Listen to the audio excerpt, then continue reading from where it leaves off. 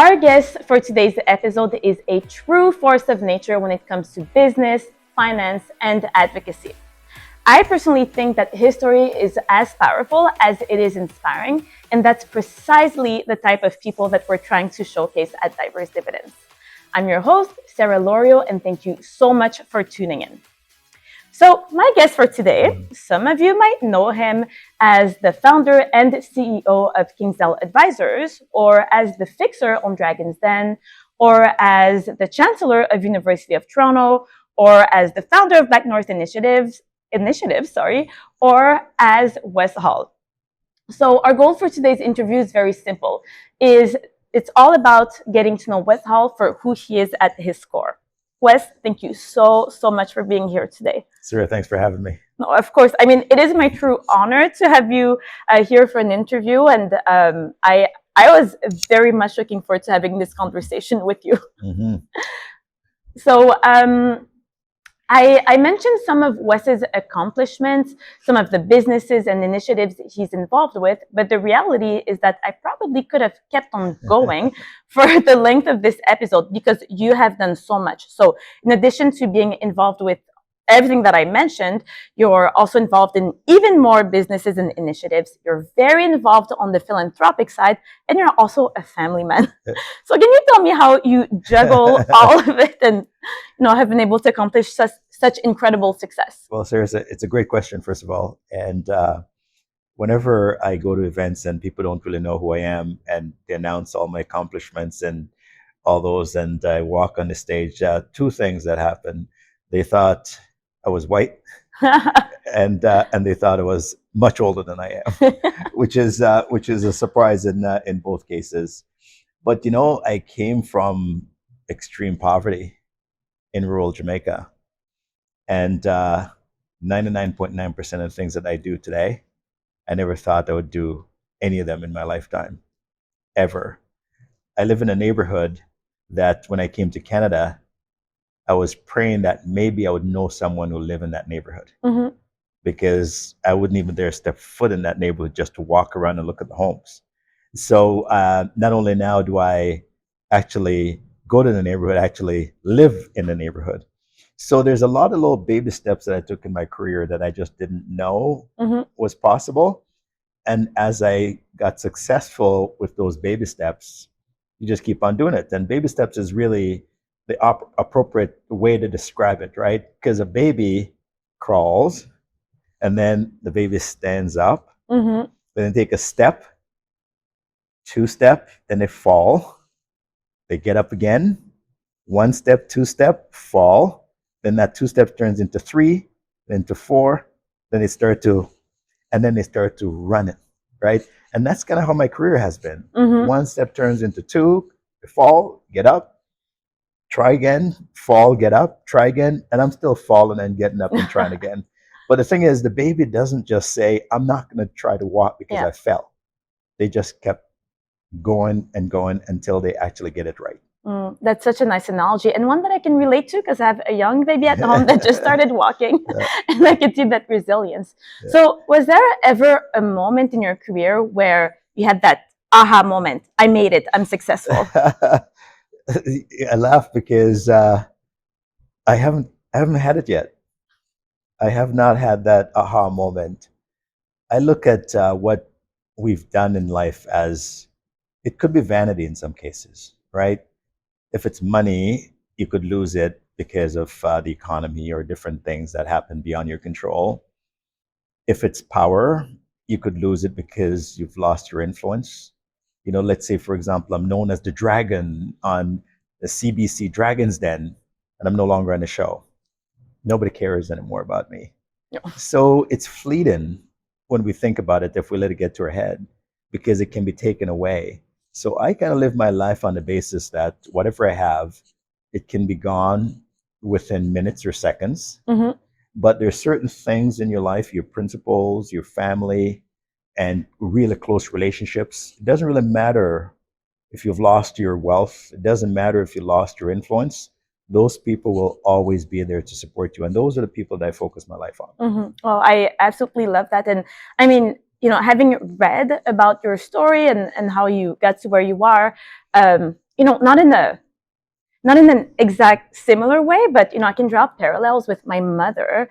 So she was born in Haiti in extreme poverty as well. As far as I know, they did not have electricity or drinking water, right? They had to walk kilometers every day to go and fetch water, and then she had an opportunity to come to Canada at a young age.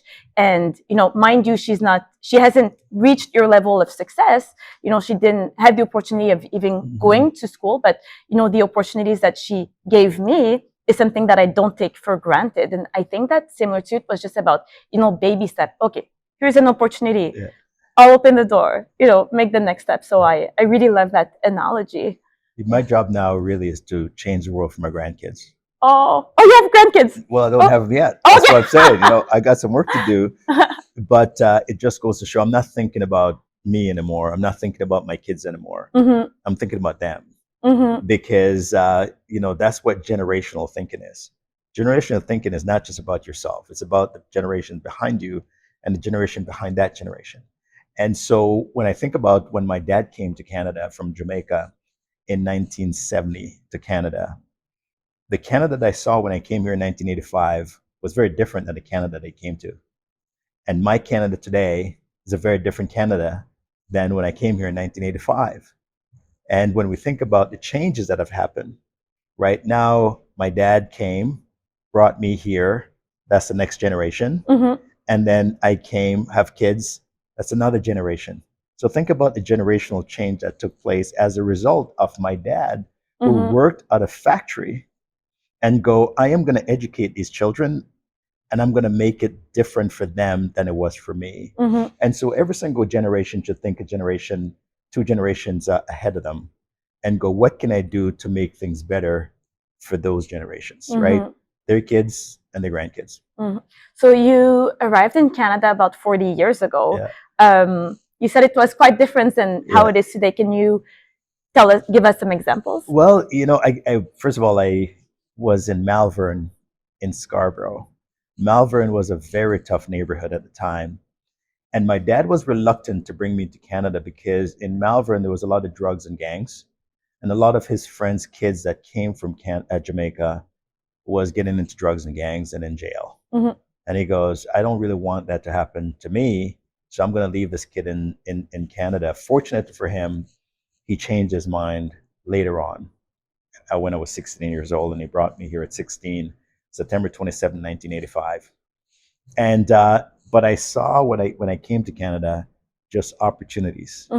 And I went to Lester B. Pearson High School, and I came on a Friday, and I was in high school on Monday. Oh God! So there was no breaks. My dad was that kind of guy. He was just firm, and it's all about education. So Friday came, Monday I was in school, and they put me in the ESL program because I had a very strong Jamaican accent, probably like your mom when she came to Canada from Haiti. Very likely, yeah. Right.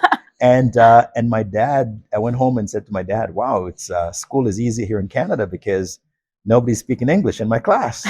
He's like, "What are you talking about?" Keep in mind that Jamaica is an English-speaking island. Yeah. And he said he went in, met with the guidance counselor, and the guidance counselor changed me and put me into a different program. I went to the basic program because at the time they had 3 streams. They had basic, general, and advanced. And if they perceived you as extremely dumb, they put you in basic because all you got to do is show up to school to graduate.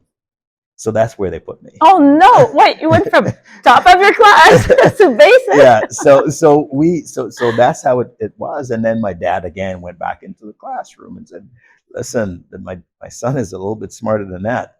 So I went from basic English to advanced academic English, and so on. But I had him to guide me, and a lot of young people back then in Scarborough didn't have a dad like him to guide them, and that's why they got into the trouble that they got into, because they were put into programs in school that was just boring for them, so they didn't see any benefit in going to school because they weren't really learning anything. And so they go, what's my option? My option is to go make some money. And then they got into drugs and gangs, and as a result of that, they got into jail. I didn't get that, and because I had my dad, so I was fortunate. And but I also got some breaks along the way. I met some really good people. And then I came downtown, downtown Toronto. I had this opportunity to work at a law firm in a mailroom. And I've never been to the core of the city, the financial district before, ever. And I walked in to this building at Commerce Court West, and it was beautiful. I went on the in the elevator. My ears popped when I went on the 13th floor because I've never been in an elevator that high before, and it completely changed my life because it changed my vision of what I could accomplish. But I had to leave the confines of Scarborough in order to trek downtown to actually get what I think I can achieve by changing my surroundings. That's so interesting, and I mean, lots of things that you've talked about that I would love to dive further into. But one being, for those kids or teenagers who don't have at-home guidance, I do think that you being who you are, doing what you do, whether it's at work, having written a book about your life, or doing these kind of interviews, I think that really giving that representation is really helping providing that guidance and showing that it is possible. So I mean, thank you for what you do. And I've never seen a Wes Hall when I was growing up in Scarborough. When I came down to downtown Toronto, I didn't see a Wes Hall, and had I seen one, I probably would have been a lot more motivated than I am now, and that I was back then, because all I saw were people that didn't look like me in positions of authority, whether it be lawyers, bankers, and so on. None of them were Black. So to me, if I had let that affected me, I would have just pushed a mail cart and that's my life. But I don't know, I just wasn't content. I still am not. And so when you asked me earlier on, how come you do all the things that you do? Because I'm just never content with what I'm doing and what I have. And it's not because I'm doing it to build more or to rack up scores. It's because what I've done and continue to do is deemed to be impossible by most people. It's not possible for you to do this. And so I kind of want to prove myself right, that it is possible. And as a result of me proving myself right, it opens a door for other people to start thinking like me. I absolutely love that. So, in terms of being very unique, right, being the only Wes Hall out there, as minorities, we know that if we have the skills, the abilities, the confidence, that we do deserve our seat at the table. But when, there isn't a lot of representation, we don't always know that it is something that we can achieve. And so have you ever felt any sort of imposter syndrome along the way? Yeah, society kind of make you feel that way, because when you're the only person in a room, it's a message to say, well, you don't belong here, and that's the reason why nobody else like you is in this room. So you feel like you do automatically feel that way. Women feel that way when they get into places that there are no other women. And but one of the things I realize when I get into a lot of these rooms is that I'm amazed as to how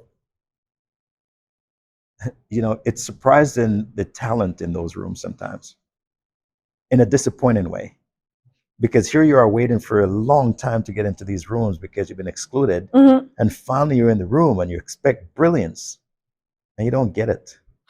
You're a little bit disappointed because you're like, oh, I thought it was so difficult for me to get here. Everybody here has to be better than me.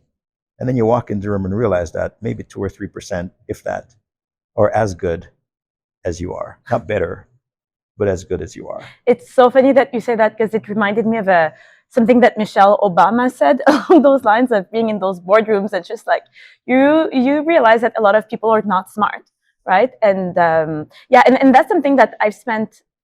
Obviously, I'm barely mid-career, but something that I've spent a lot of time thinking about, right? Like, how do I get to the next step? And somewhat similar to you, I'm never really content with where I am, and I always want more. But then when I get to that level, I'm like, okay, so am I inspired by the people that I work with, that I report into, by the mission of my organization? Does it align with my values? And I always go through this whole philosophical exercise of, why do I always want more? And I think it is sometimes related to, sitting at those tables and and prove it yourself. Yeah. You know, President Obama once said, he's gone out of the White House and he's been interviewed, and they reflected and asking him, you know, and he said, I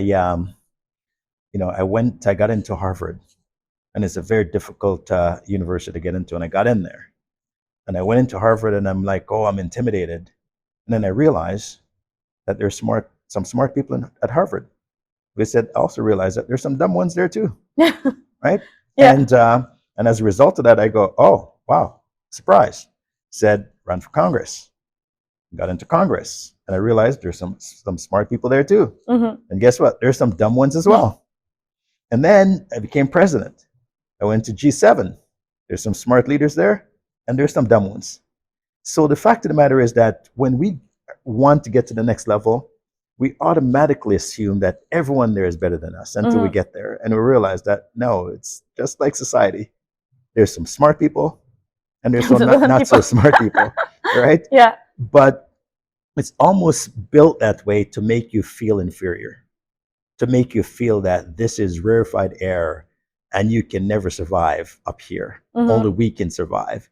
And to get up there and you start breathing the air and realize that it's the same air as was down there that you're breathing. Nothing changed about it. It's just the perception changed.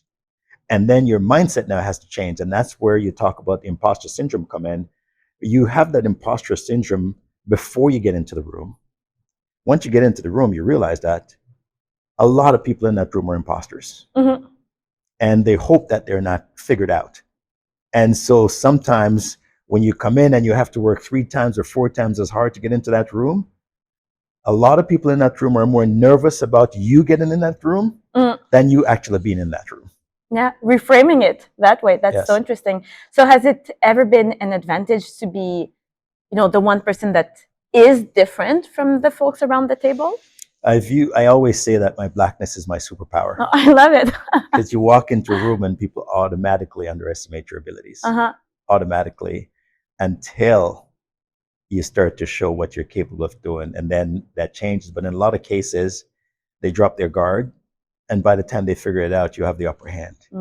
So I don't worry about people thinking when I walk into a room, well, he's a black guy, or me thinking I'm the only black person in the room. I use that to my advantage. And I've always come out on top when I do that, as opposed to shrinking back and want to actually leave the room. Because some folks, you walk into a room and you're the only one there. There are 2 actions that you can take. One is go in a corner and just stand there, or you can work the room, because everybody in that room knows that you're the only black person in that room.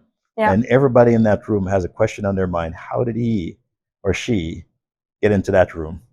And now it's your ability to now go around and work that room and let them know why you're there. And so that's the position I take.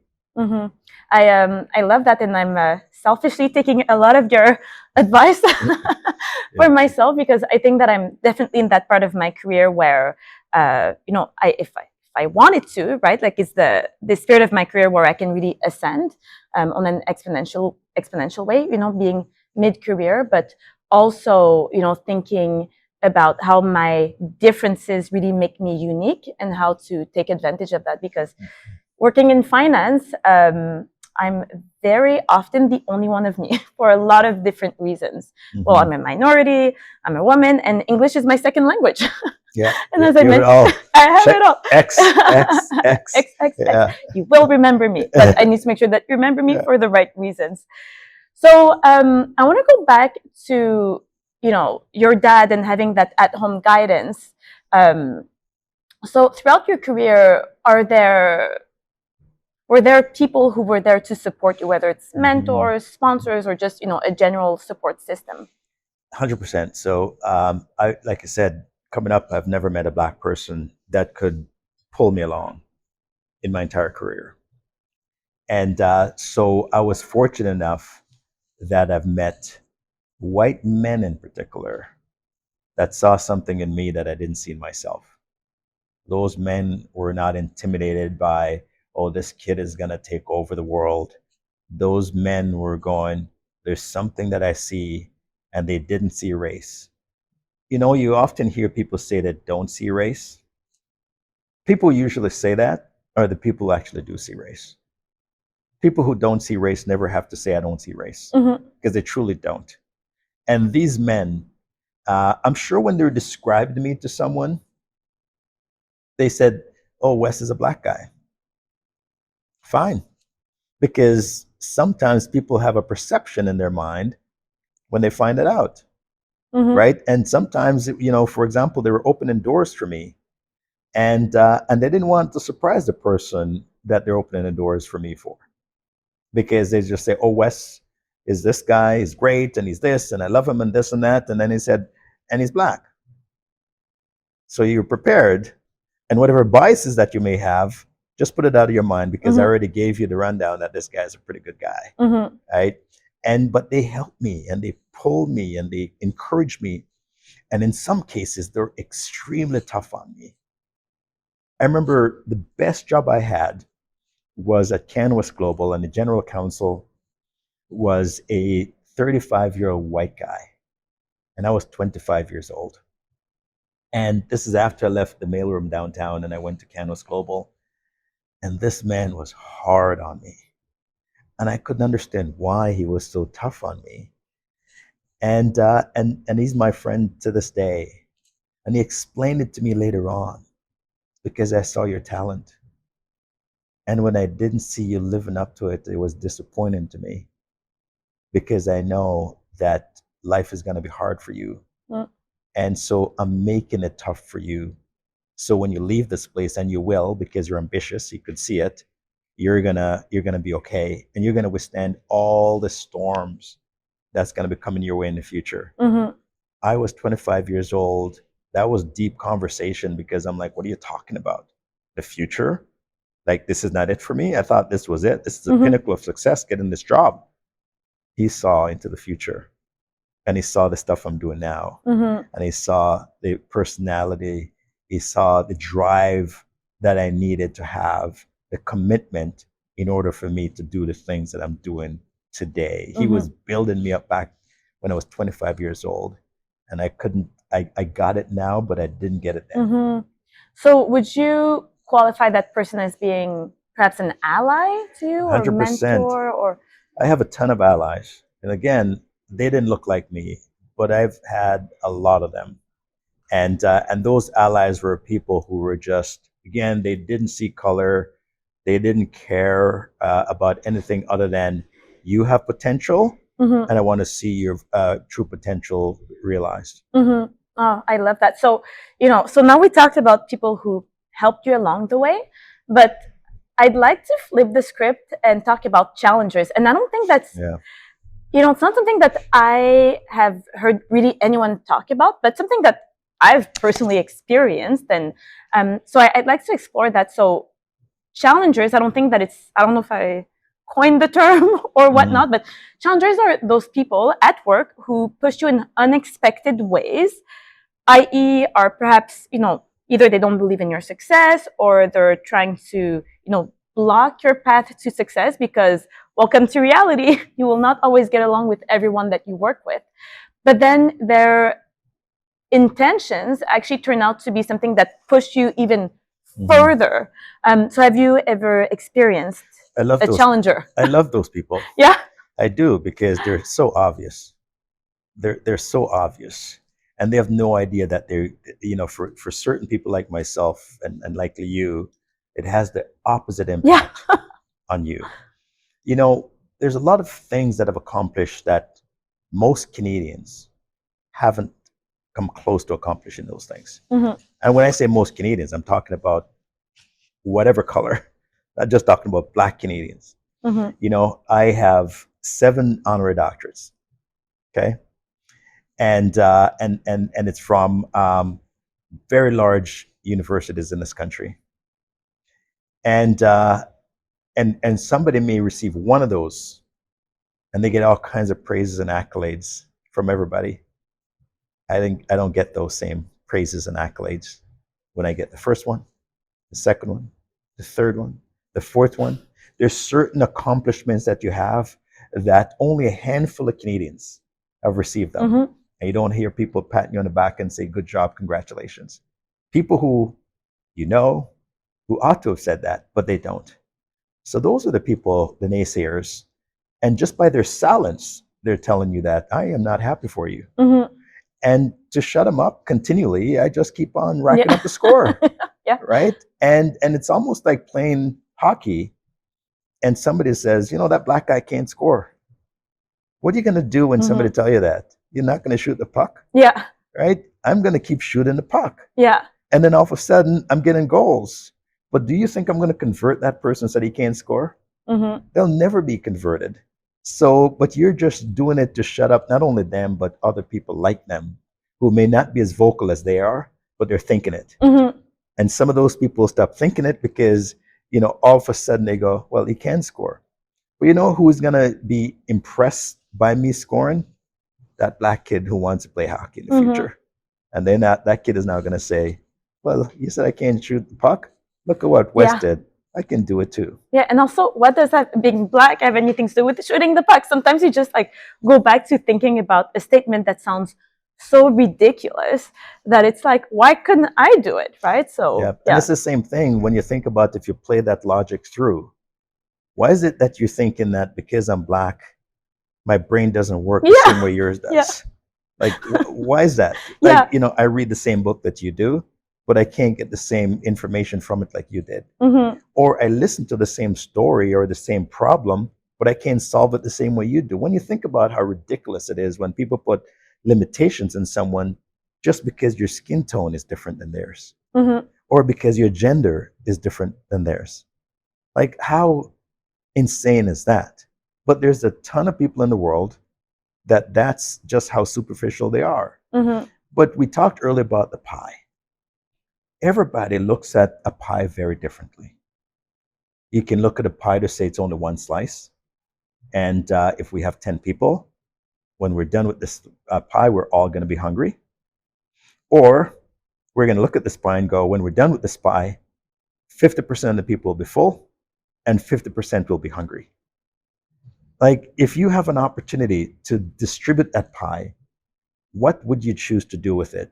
Would you let 50% of the people be full and 50% hungry? Or all of them have they're not fully satisfied? Or you can take another approach.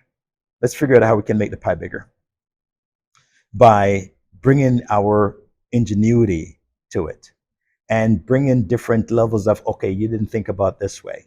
There's an old proverb in India whereby there's, all these Persians were coming over and they were, immigration was full. It was just full. And the king of India, he said, he sent a container of milk and he sent it over to Persia and said, listen, it's a message essentially to say, we're full. Immigration, full to the brim. And the king sent back to him Persia and said, put sugar in it.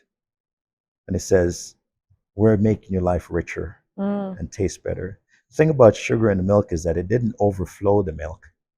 It melts in it. But it also increased the flavor of the milk. And so that's really what diversity does in businesses, on boards, in society. It increases the flavor. And it's not a burden. It doesn't overflow the cup. It kind of mixes with it. And so if people look at things from that perspective, they're going to realize that all we do when we add diversity to anything, we enhances the flavor and make it better.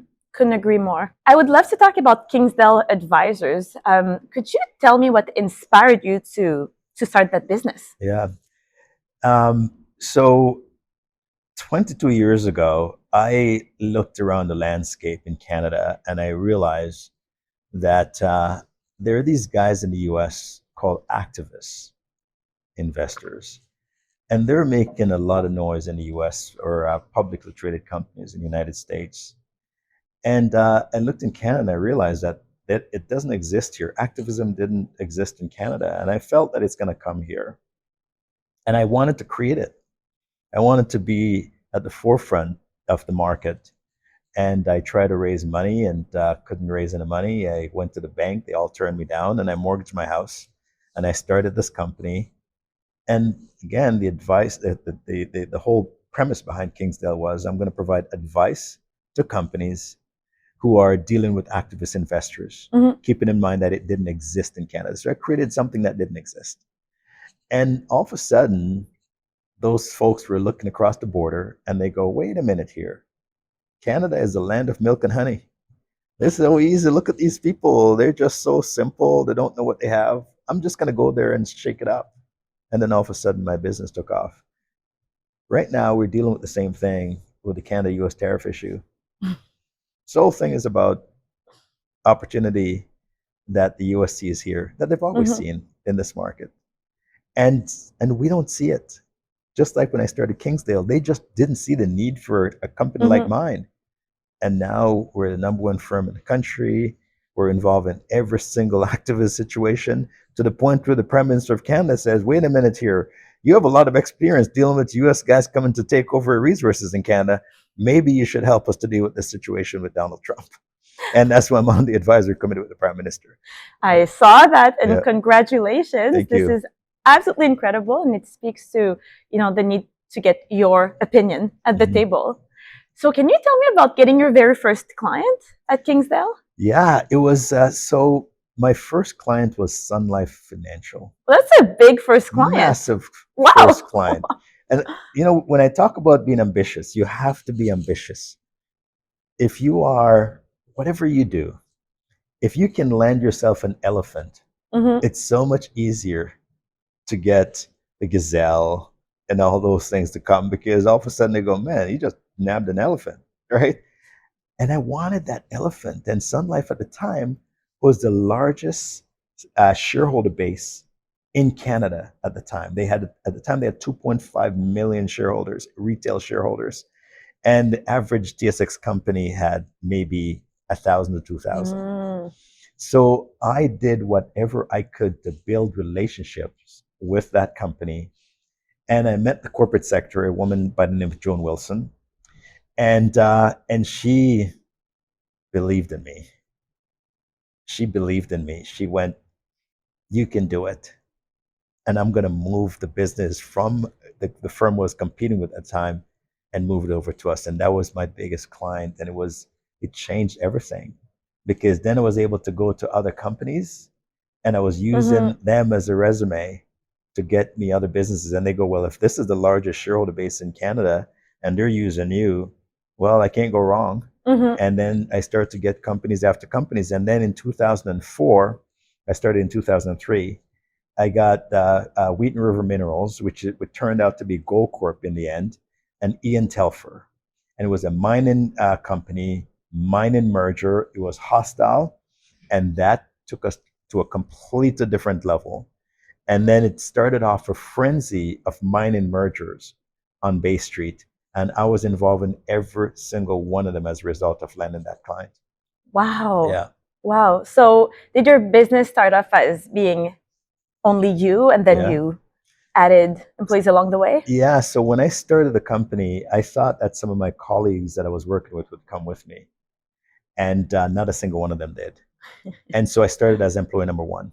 Literally, I was making calls and hustling. I couldn't afford to take the plane, so I would take the train to meetings. I couldn't afford to stay at four-star hotels, so literally staying at two-star motels when I travel to pitch my services across Canada. Mhm. And I just had to do what I needed to do. But it was a one-man shop. And then when I landed that first client, I hired a support person to help me. Mhm. And then, once I saw that this client is going to stay, because you can land your first big client and then hire 100 people, and Mhm. then the client leaves, and then what happens? You have to lay 100 people off. So I wanted to show sustainability with that client, and I want them to kind of go, yeah, we made the right decision, and we're going to stay with Kingsdale, and you grow over time as a result of having that base. But that meant that I had to work a lot harder, a Mhm. lot more hours. So when I look at the hours that I put in today, pales in comparison to the hours that I was putting in when I started Kingsdale. Mhm. I remember one file I was working on, I didn't have the resources. I worked 36 hours straight. I went to my gym, I had a shower, I went back to the office, I worked all night, and my family didn't see me for 3 days. And because I didn't have the resource and I had to get the Mhm. work done. And the client didn't even know that at the time we only had 5 employees. And at the time, the client had no idea we only had 5 employees because the work was being done. Well, you were the equivalent of 20 employees yourself as one person. Yeah. So, going back to the beginning of our interview where you talked about taking baby steps, and I think back of my own baby, some of it is intuitive. She knows that she needs to keep on walking. So was any of this intuitive for you, or were there moments where you just thought, I shouldn't continue? Or a lot of Black folks, when they encounter obstacles in the workforce, they stop, they quit, they move on, right? They go, I don't need to do this. I've always described my career as using a sports analogy. When you're in sports, right, the basketball, for example, there's 3 refs on the court, and the player's not getting the call, even though there are 3 refs. Not getting the call. Go and charge a basket, foul, not getting the call. Foul, not getting the call. What if that athlete decides that I'm quitting this game, I'm going to the dressing room, forget about it. You're not being fair to me. Everybody's going to boo that athlete because they go, you quit on the game. And if we look at business, there's a lot of the same analogy that we use. We need to get a home run. We need to do a full court press. All the expressions that we use in sport, we use them in business. So when you don't get the promotion because you're Black, you apply for another job, you didn't get it because you're Black. You do it a 3rd time, you didn't get it because you're Black. And you quit the company. It's like quitting the game in sports because you're not getting the calls, right? There's an HR department. They should call foul. They're not calling the foul. There's a ref on the court. They should call foul. They're not calling the foul. So if you fight through the foul, eventually what happens in sports, they start to boo the ref because they realize that the ref is being unfair to you. If you fight through those situations in the workforce, eventually your friends there that are not Black, people above you that are not Black, they see your talent shining through and you're not getting a promotion, and people less talented than you are, eventually they call the foul. Eventually they're going to go, it's because you're Black. You don't even have to say it. I never say, because I'm Black, this is happening to me. Because that's what people who are doing it to you want you to say. They want you to say it. I let other people say it because my performance is so much more superior than the people that you're promoting and you're taking to the next level. And when they start calling your foul, that's when you behave differently. When they know that you're doing it, they call you out. When your own is calling you out, you behave different than when somebody who doesn't look like you calling you out. Thank you for that. I'm sure it's helping our listeners, but it's, I'm taking mental notes as well. So, talking to you and of course having read about your background, I see that you're a fighter, right? So at Kingsdale Advisors, you fight for your clients when it comes to proxy fighting. But, getting to where you are, I'm sure that it wasn't without its fight. So where I'm getting at is, are there parallels that we can drive between that side of you, that side of Wes, of being a fighter, and what you bring at Kingsdale Advisors, fighting for other people? Yeah, because the reason why the Prime Minister chose me on the Advisory Council is because I am a fighter. Yeah. Canada is in a fight for its life right now. We have somebody who says, we want this to be the 51st state of the United States, and they're going to put all kinds of different things to say, this is the reason why, this is the reason why. The fact of the matter is that, what's the motive, right? And if we have people who don't understand what a street fight is all about, we're going to lose this battle. This is not a boardroom fight. Donald Trump is not a boardroom guy who's going, we're going to fight you like they do in boardrooms, whereby there's certain rules that are in place that you don't say this, you don't do that, and all this kind of stuff. He's a street fighter, right? He tells you one thing today, and he changes his mind tomorrow. And in the corporate world, that doesn't happen. When you and I shake hands and we sign a deal, it's good. Nobody wants to break it. Nobody wants to get lawyers involved. But when you're dealing with someone like that, who's a street fighter, they don't respect the rule of law in a lot of cases. They only respect, strength. And you have to show that strength, because as soon as you show weakness, you're done. And so I take that, with me to everything that I do, because if I didn't fight the way that I did, I wouldn't have left rural Jamaica. I wouldn't have left Scarborough. I wouldn't have left the mailroom. I wouldn't have elevated from that first job that I had. I wouldn't have started Kingsdale because people were telling me I couldn't. And I wouldn't be in front of you today if I wasn't a fighter.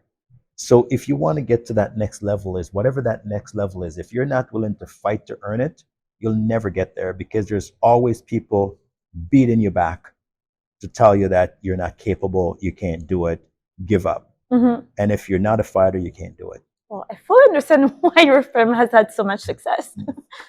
Because you're a fighter. So I have one last question for you. So you've accomplished so incredibly much. You're a true inspiration. And so, you know, as we look into the future, right, thinking about the future again, what would you like your legacy and impact to be for future generations? So when I became the 35th Chancellor of the University of Toronto, I am the first Black Chancellor in the almost 200-year history of the University of Toronto. Now, the University of Toronto is one of the top universities in the world. The University of Toronto compares to Oxford, Harvard, and Berkeley, you name it. That's in the category that it's in. Top university in Canada, top in the world. And folks go, some folks, I got it because I'm Black. Oh. Now think about all the Black folks that's been educated by the University of Toronto in all the years. There's none. Zero. Right? No kidding. Right? You would assume that based on that, right? Think about all the Black Canadians that went to Harvard and got educated by Harvard. Think about the Black Canadians who have a dual degree, that with Oxford and U of T, and you name it, because you don't have to be a grad of U of T to be the Chancellor. But think about all those really, really smart Black people that have been graduated over the years in the last 200 years of the university. And somebody's saying to me that none of those people were capable of rising to be the Chancellor. Some of them have multiple degrees. And so when we think about it, if we don't believe that there's a systemic problem, give me another explanation as to why that hasn't happened. And yes, maybe I got it because I'm Black. But my performance in the role would show my capabilities. If you're incapable of doing something, no matter what it is, if you were, analyzing financial statements, and the person in the organization has no Black people in the organization, and they look around and go, this is bad, we need to bring somebody in. Let's bring somebody who's not very capable, but they're Black, and let them do this very sensitive, very important work. And I'm going to keep them doing it, even though they're incapable. Who is losing in that process? Your reputation as a company, because your customers that you give that statement to goes, this is inefficient. You're losing in the process. Your customer is losing, but that person who you brought in is also losing, because all the people that look like them won't get that opportunity again, because everybody else in that room goes, we tried it and it didn't work.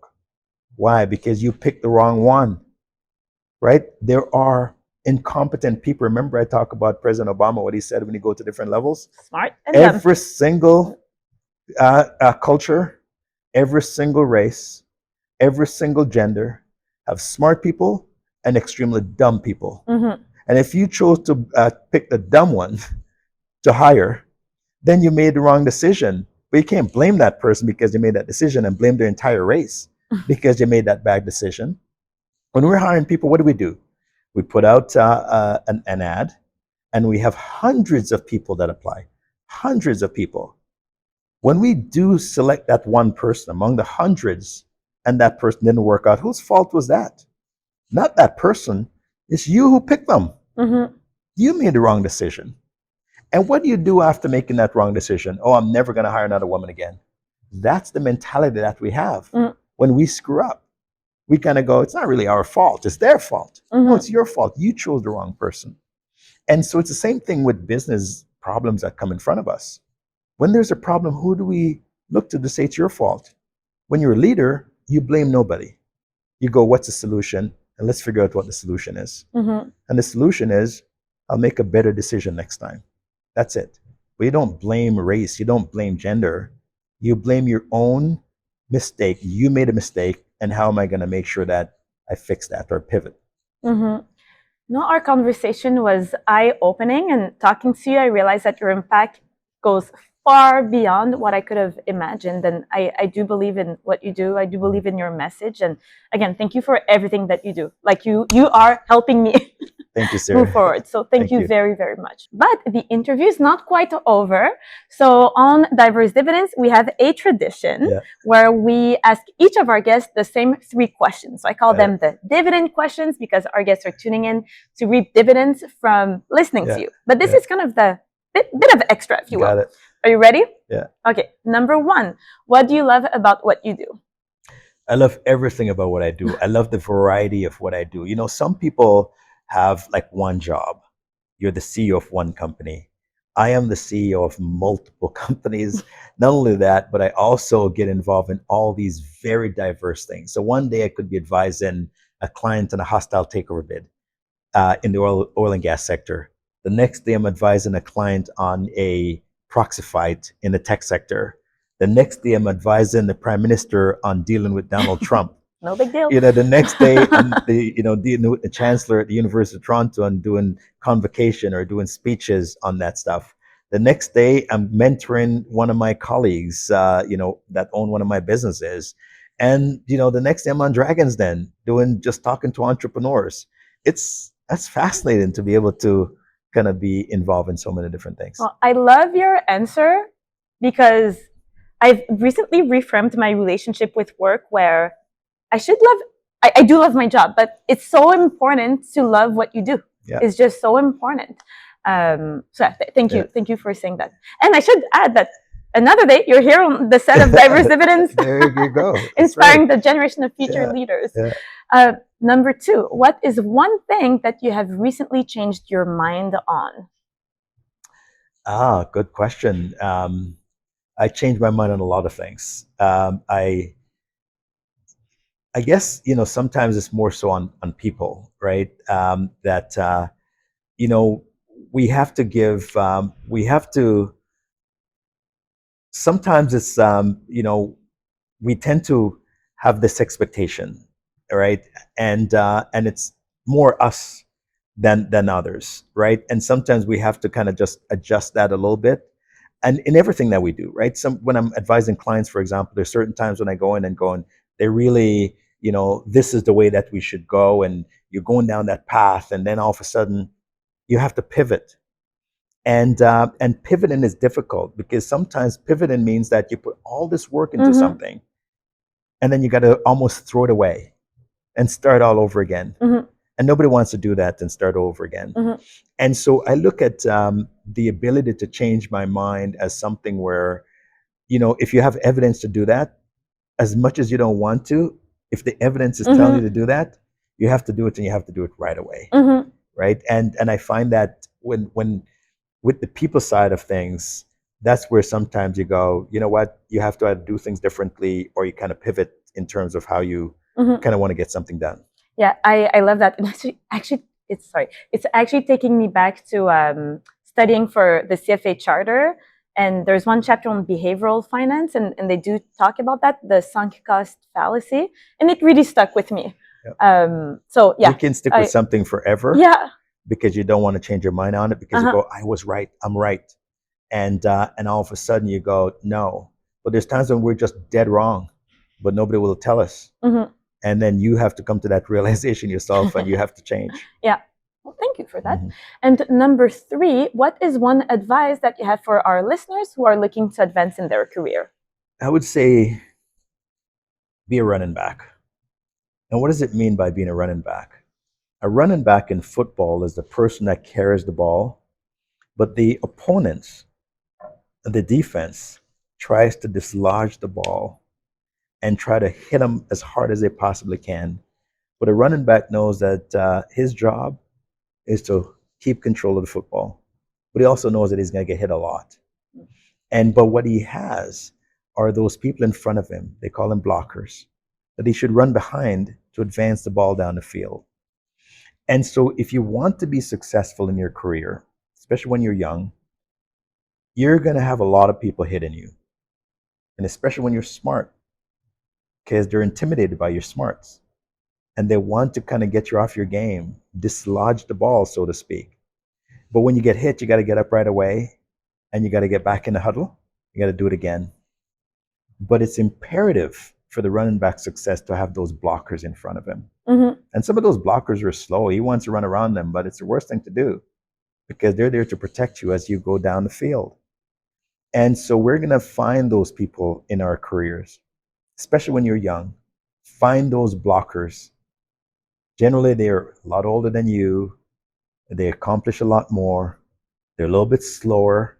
They may be set in their ways a little bit, but they know how the game is played and they know how to advance you. And that's how you need to advance your career. You can't do it by running ahead of those smart people who've been there and can guide you. You have to take their counsel, and that will help you to get to that next level. And so if you apply the same analogy in sports, the support, if you do the same thing like when there's a foul and you didn't get the call, don't quit. You're going to go wherever you want to go in life. But I always say that you can go as far as you allow yourself to go. Mm-hmm. And if you have other people telling you where you can't go, you won't get to where you want to go because they determine where you should be. Wow. So much wisdom. And I think that you've added a lot of dimensions to what is needed in order to advance one's career. And it's, again, way beyond what I initially thought. So thank you so much for sharing your wisdom, sharing your knowledge, sharing your life experience. This has been incredible. Thank you, Sarah. Thanks for having me.